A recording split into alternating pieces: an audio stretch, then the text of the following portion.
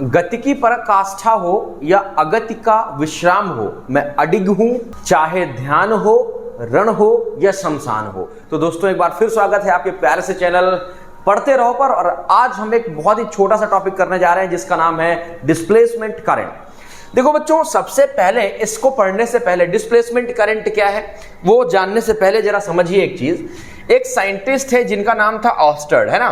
और ऑस्टर्ड ने क्या बताया कि अगर किसी करंट कैरिंग कंडक्टर में मैं करंट फ्लो कराता हूं तो उसमें ना मैग्नेटिक फील्ड लाइंस क्या हो जाती हैं, ऑटोमेटिक जनरेट हो जाती हैं। ये आपको याद आया कि नहीं याद आया? शायद आपने क्लास 10th में पढ़ा हो कि अगर मान लीजिए हमारे पास कोई भी एक सोर्स है, कंडक्टर है, मान लीजिए ये ए बी कंडक्टर है और इस ए बी कंडक्टर में मैं एक बैटरी सोर्स के थ्रू क्या करता हूं, इसको मैनेज करता हूं तो इसमें ना एक मैग्नेटिक फील्ड जनरेट हो गई।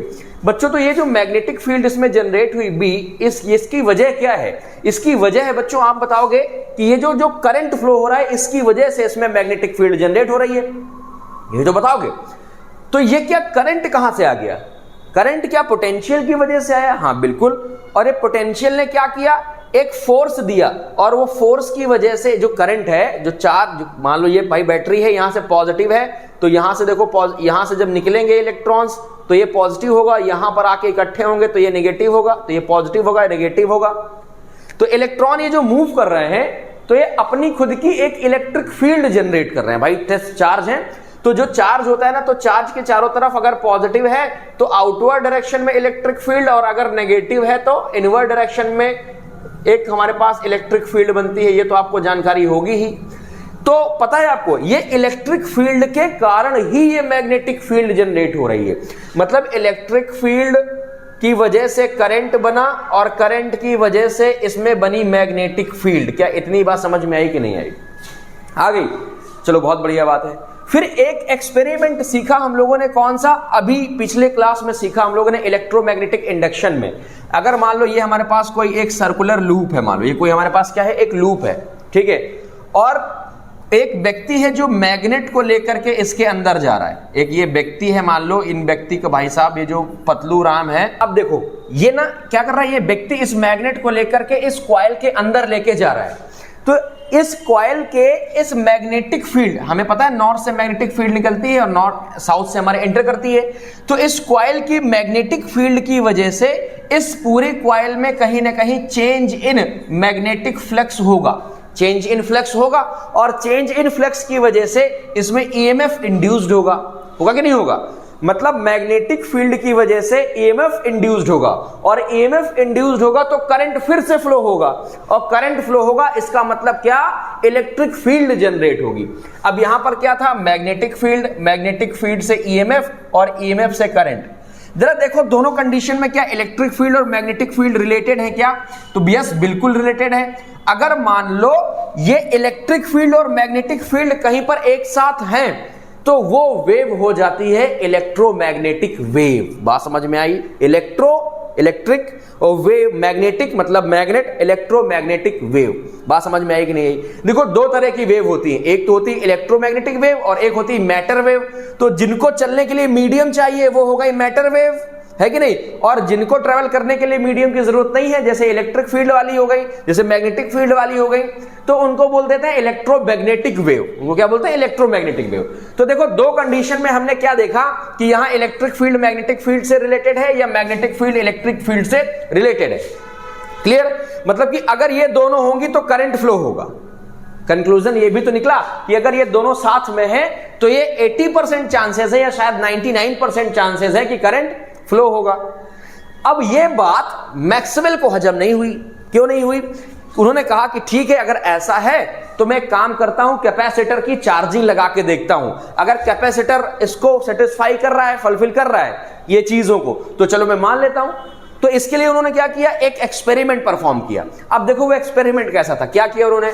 एक ना पैरेलल प्लेट लगाई, कैपेसिटर एक बनाया उन्होंने। एक क्या बनाया? एक कैपेसिटर बनाया, ठीक है। ये दो प्लेटें लगाई और एक को ऐड कर दिया बैटरी के पॉजिटिव से और दूसरे को नेगेटिव से, और यहां पर एक स्विच लगा दिया जो कि अभी ऑन नहीं है, ठीक है। ये स्विच लगाया जो कि ऑन नहीं है, कैपेसिटर है। ये प्लेट्स थोड़ी अजीब सी हैं तो बना लेना, या तो चाहे एक ऐसे लाइन खींच लो, कोई इशू नहीं होगा, ठीक है। क्लियर है बात कि नहीं क्लियर? अच्छा, अब बच्चों ये डिस्चार्ज कैपेसिटर है, इसमें कोई चार्ज नहीं है, बैटरी को हमने जोड़ा है, अभी स्विच हमारी बंद है, ऑन नहीं है। अब जैसे ही मैं स्विच ऑन करूंगा, जैसे ही स्विच ऑन करूंगा, ठीक है, तो ये पॉजिटिव है ना, तो ये पॉजिटिव है, तो इसका मतलब क्या हुआ कि भाई जो करंट जाएगा वो किधर जाएगा, पॉजिटिव से इधर की तरफ जाएगा, प्लस से हायर से नेगेटिव की तरफ। और यहां पर जो इलेक्ट्रिक फील्ड लाइंस बनेंगी वो किस डायरेक्शन में बनेंगी, इस डायरेक्शन में बनेंगी। क्यों? क्योंकि अब ये इधर पॉजिटिव इकट्ठा होगा, क्योंकि अब यहां से जो चार्ज है वो इधर अपोजिट की तरफ भागेगा। इसको बोलते हैं कन्वेक्शनल करंट, या इसको ना कंडक्शन करंट भी कहा जाता है। ये जो करंट गया ना, इसको हम करंट कंडक्शन भी कहते हैं। क्लियर बात नहीं क्लियर? जो सीधे सीधे हमारा चल रहा है करंट है ना किसी भी सर्किट में, उसे कंडक्शन करंट कहते हैं। तो इलेक्ट्रॉन इधर भागेंगे तो इधर पॉजिटिव इकट्ठा होगा, और यहां से यहां पर क्या, और यहां से भाई निकलेंगे तो यहां पर क्या इकट्ठा हो जाएगा, नेगेटिव। भाई यहां से इधर नेगेटिव, पॉजिटिव की तरफ भागेंगे, नेगेटिव से पॉजिटिव से नेगेटिव की तरफ भागेंगे तो यहां नेगेटिव इकट्ठा होगा। इलेक्ट्रिक फील्ड लाइन का जो डायरेक्शन होगा बच्चों इस डायरेक्शन में होगा। अब जरा देखो, ये जो मैक्सवेल ने एक्सपेरिमेंट किया तो ये कितने लोगों की बर्बादी का कारण बना एक टाइम, कुछ माइनर से टाइम के लिए। भाई सिंपल सी बात है कि करंट यहां तक तो गया, यहां तक करंट गया, लेकिन अब इसके बाद यहां करंट नहीं जा रहा। हमने लेट कर लिया कि यहां पर कोई एक डाई इलेक्ट्रिक मीडियम है, एयर है, कुछ भी है, मतलब गैप है यहां पर, तो ये ना यहां पर अब करंट क्या करेगा, फ्लो नहीं करेगा, आगे नहीं बढ़ेगा।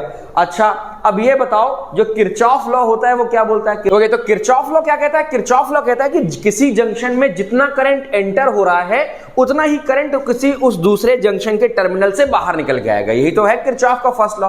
ठीक है भाई, देख अगर यहां पर करंट है भाई, धीरे धीरे यहां की इलेक्ट्रिक फील्ड बढ़ती जाएगी, इलेक्ट्रिक फील्ड बढ़ती जाएगी, है ना। और अगर यहां पर करंट है तो यहां से इस प्लेट में भी सेम करंट आना चाहिए, लेकिन यहां पर जो करंट कंडक्शन है उसकी वैल्यू क्या है, 0 है। भाई यहां से यहां तक करंट आ ही नहीं रहा। बात समझ में आ रही कि नहीं आ रही? इसके अकॉर्डिंग जो हमें दिखाई दे रहा है, क्लियर? इसका मतलब कि जो हमारे पास किरचॉफ लॉ है वो तो यहां पर फेल हो गया। तो एक ऐसा लॉ जो हम स्टार्टिंग से लगाते आ रहे हैं, किसी भी सर्किट में लगाओ हम, वो वाला तो वेरीफाई करेगा ही करेगा, वो यहां पर आके फ्लॉप हो गया। मैक्सवेल ने कहा कि किरचॉफ लॉ अगर हर सर्किट में चल रहा है तो इसका मतलब लॉ में गड़बड़ी नहीं है, कुछ एक्सपेरिमेंट में गड़बड़ी है। उसने कहा ठीक है, एक काम करो, किरचॉफ लॉ छोड़ो, एम्पियर सर्किटल लॉ लगा लेते हैं। तो देख भाई, अगर मान लो मैं एक लूप यहां पर बना दूं, यहां पर एक लूप बना दूं, ठीक है, यहां पर एक लूप बन गया, लूप 1, और एक मैंने लूप यहां पर बना दिया, चलो लूप 2, ठीक है। तो यहां पर मैग्नेटिक फील्ड लाइंस और यहां पर मैग्नेटिक फील्ड लाइन जरा कैलकुलेट करते हैं अकॉर्डिंग टू फिगर जो दिख रहा है। तो हमारे पास क्या होता है एम्पियर सर्किटल लॉ कि किसी क्लोज्ड सरफेस में जो B इंटू में जो मैग्नेटिक फील्ड होगी वो म्यू नॉट आई, कौन सा, कंडक्शन के बराबर होगी। BDL is equal to mu naught I के बराबर होगी। यही तो था एम्पियर सर्किटल लॉ। ठीक है, बहुत बढ़िया बात है। तो यहां पर तो देखो करंट फ्लो हो रहा है, यहां पर इलेक्ट्रिक फील्ड भी है, मैग्नेटिक फील्ड भी है, मतलब मैग्नेटिक फील्ड बराबर होगी म्यू नॉट इंटू में आई कंडक्शन के बराबर होगी। यहां पर देख भरा, यहां पर भाई जब देखोगे तो ये बनेगा BDL is equal to mu naught, और आई कंडक्शन यहां पर प्रेजेंट नहीं है क्योंकि ये हम पहले ही बता चुके हैं कि यहां से करंट यहां आ ही नहीं रहा। कहां से? किरचॉफ लॉ से। इसका मतलब ये जो इसकी वैल्यू है वो हो जाएगी यहां पर 0। इसका मतलब according to question, according to law, यहां पर जो मैग्नेटिक फील्ड है वो क्या बन रही है, 0 बन रही है। बात समझ में आ रही कि नहीं आ रही? और अगर मैग्नेटिक फील्ड 0 है तो करंट पास नहीं होगा। तो मैक्सवेल को ना थोड़ा डाउट हुआ, शक हुआ कि यार अब ये क्या करे, ये कोई नई चीज बता दी। तो अब ना उसने क्या किया, एक मैग्नेटिक कंपास लाके रखा। चलो हम हो सकता है कि प्रूविंग में कुछ गलत हो गया हो, कुछ कर दिया हो, तो एक कंपास लाके रखा, और जैसे ही कंपास रखा इन दोनों प्लेट के आसपास, सेंटर में या कहीं पर भी, इसी दोनों प्लेट के आसपास ही होना चाहिए, नहीं कि कहीं पर भी कि मतलब बाहर रख दो। तो क्या देखा कि इस मैग्नेटिक कंपास में डिफ्लेक्शन हो रहा है, इस मैग्नेटिक कंपास में डिफ्लेक्शन हो रहा है मेरे भाई। और डिफ्लेक्शन हो रहा है का मतलब यहां की इलेक्ट्रिक फील्ड तो है ही, और अगर डिफ्लेक्शन हो रहा है तो मैग्नेटिक फील्ड भी प्रेजेंट है। देखो इसके अकॉर्डिंग 0 आ रहा है, तो उसने कहा कि अगर मैं करंट कंडक्शन लेता हूं, कंडक्शन करंट ले रहा हूं, तब तो मैग्नेटिक फील्ड 0 आ रही है, लेकिन यहां तो मैग्नेटिक फील्ड है कुछ ना कुछ, तभी तो ये कंपास डिफ्लेक्ट कर रहा है। और अगर मैग्नेटिक फील्ड है भाइयों तो इसका मतलब यहां पर कुछ ना कुछ करंट भी प्रेजेंट होगा। और इसका जीता जागता एग्जांपल ये करके आए हो कि अगर इलेक्ट्रिक फील्ड है, मैग्नेटिक फील्ड है तो करंट वहां पर जरूर है। अगर इलेक्ट्रिक फील्ड है, मैग्नेटिक फील्ड है तो यहां पर करंट जरूर है। तो अगर यहां पर इलेक्ट्रिक फील्ड है और मैग्नेटिक फील्ड कंपास शो कर रहा है तो यहां पर करंट जरूर है। लेकिन ये कंडक्शन करंट तो नहीं है भाई, ये तो तय है। तो कौन सा करंट हो गया? तो देखो उस करंट को उसने नाम दिया डिस्प्लेसमेंट करंट। क्या नाम दिया? Displacement current. देखो नाम भी कितना प्यारा, आप नाम से याद रखे हो डिस्प्लेसमेंट। किसको डिस्प्लेस कर रहा है? ये डिस्प्लेस कर रहा है कंडक्शन करंट को। बात समझ में आई? मतलब कि जो करंट ऑफ कंडक्शन होगा उसकी वैल्यू करंट ऑफ जो हमारे पास डिस्प्लेसमेंट होगा उसके बराबर ही होगी। क्लियर? लेकिन हम ये यूज कहां पर करेंगे? जहां पर कंडक्शन करंट की वैल्यू क्या आ जाएगी? 0 आ जाएगी, क्योंकि मैग्नेटिक कंपास तो डिफ्लेक्शन दिखा रहा है। तो मैक्सवेल ने कहा एक काम करो इसको थोड़ा सा मॉडिफाई करो। बोले भाई क्या मॉडिफाई करो? बोलता है कि अगर किसी क्लोज्ड लूप के लिए मैग्नेटिक फील्ड BDL है और वो उसका जो प्रोडक्ट होगा वो किसके बराबर होगा? म्यू नॉट आई कंडक्शन के बराबर होगा। तो एक काम करते हैं, यहां पर कंडक्शन प्लस कौन सा? डिस्प्लेसमेंट, दोनों करंट की वैल्यू लिख लेते हैं। ठीक है, तो जब हम दोनों करंट की वैल्यू लिखेंगे तो BDL is equal to mu naught I conduction plus I displacement. Clear बात कि नहीं क्लियर? अब देखो अगर कंडक्शन नहीं होगा तो कंडक्शन 0 हो जाएगा, तो आई डिस्प्लेसमेंट संभाल लेगा अपना मोर्चा। अगर आई जो हमारे डिस्प्लेसमेंट नहीं है तो आई कंडक्शन अपना मोर्चा संभाल लेगा। बात समझ में आई? मतलब कि ये जो इक्वेशन गलत हो रही थी कैपेसिटर के केस में, चार्जिंग कैपेसिटर के केस में, वो इसके लिखने की वजह से अब क्या हो जाएगी? करेक्ट हो जाएगी। बात समझ में आएगी नहीं आई? भाई सिंपल सी बात है, यहां पर कंडक्शन करंट अगर ये I0 था, IC मतलब कंडक्शन करंट, तो डिस्प्लेसमेंट करंट तो कुछ ना कुछ था ना, तो मैग्नेटिक फील्ड हमारी 0 ना निकलती तो फिर हमको ये टेंशन ना रहती कि कंपास रखे पूरा सब कुछ ये हम लोग एक्सप्लेन करें। तो फिलहाल बच्चों इसको ही करंट को बोलते हैं, जो कंडक्शन करंट को रिप्लेस किया जिसने, उसको बोलते हैं डिस्प्लेसमेंट करंट। और ये जो इक्वेशन है ना, इसको बोलते हैं मैक्सवेल करेक्टेड इक्वेशन। क्या बोलते हैं? Maxwell corrected equation. होपफुली आपको समझ में आया होगा। आज के लिए इतना ही। हंसते मुस्कुराते खिलाते रहिए। मिलते हैं किसी नेक्स्ट वीडियो में।